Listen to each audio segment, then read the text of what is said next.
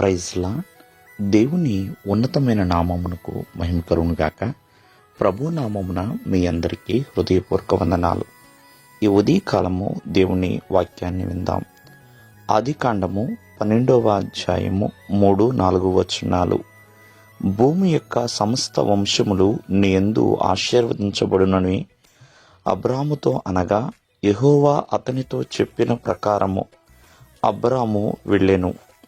ప్రియమైనవారలారా, దేవాది దేవుడు అబ్రహామును పిలిచాడు. నీవు లేచి నీ దేశం నుండి, నీ బంధువుల యొద్ద నుండి, నీ తండ్రి యొద్ద నుండి, మరి నువ్వు బయలుదేరే దేశానికి, అంటే నేను చూపించే దేశానికి బయలుదేరు. ఆ దేశానికి వెళ్ళుము. నిన్ను గొప్ప జనముగా చేస్తాను, నేను నిన్ను గొప్ప ప్రజగా చేస్తాను అన్నట్లుగా దేవుడు చక్కటి వాగ్దానం ఇచ్చాడండి. కానీ ప్రియమైన వాళ్ళారా, సమస్త వంశములు నీ యందు ఆశీర్వదించబడును అని ఇది గొప్ప బహుమానమే. సమస్త వంశములు అబ్రహామునందు ఆశీర్వదించబడ్డం అంటే, మరి అబ్రహామును ఏ స్థాయిలో, ఎటువంటి స్థితిలో నిలబెట్టాలనుకుంటున్నాడు దేవుడు. మరి అంత గొప్ప వాగ్దానము నెరవేర్చబడాలంటే అబ్రహాములో ఎంత గొప్ప నమ్మకం ఉండాలండి. ఎంతో బలమైన, దృఢమైన విశ్వాసాన్ని అబ్రహాము కలిగి ఉండాలి.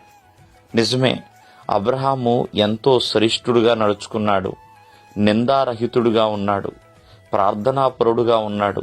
అన్నిటికంటే ప్రాముఖ్యంగా దేవుని వాగ్దానమందు సందేహించల.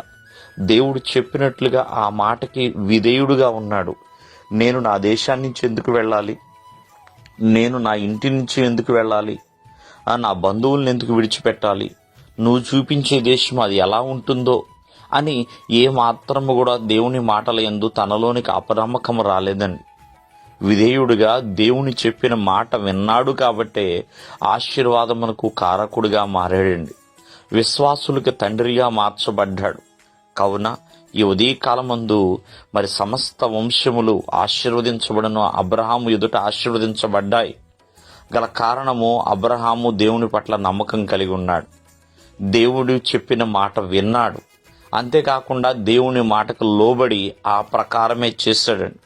కాబట్టి దేవుడిచ్చే ఆశీర్వాదము నీవు పొందుకోవాలన్నా, దేవుడిచ్చే ఆశీర్వాదము నీ జీవితంలో చూడాలన్నా ప్రతి ఒక్కరూ కూడా దేవుని చెప్పినట్లుగా వినాల్సిందేనండి.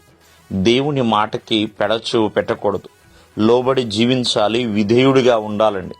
ఆ విధేయతలోనే ప్రియమైన వల్లరా చక్కటి ఆశీర్వాదములు దాగి ఉన్నాయి. దేవుడు మిమ్మను ఆశీర్వదించునుగాక. ఆమేన్.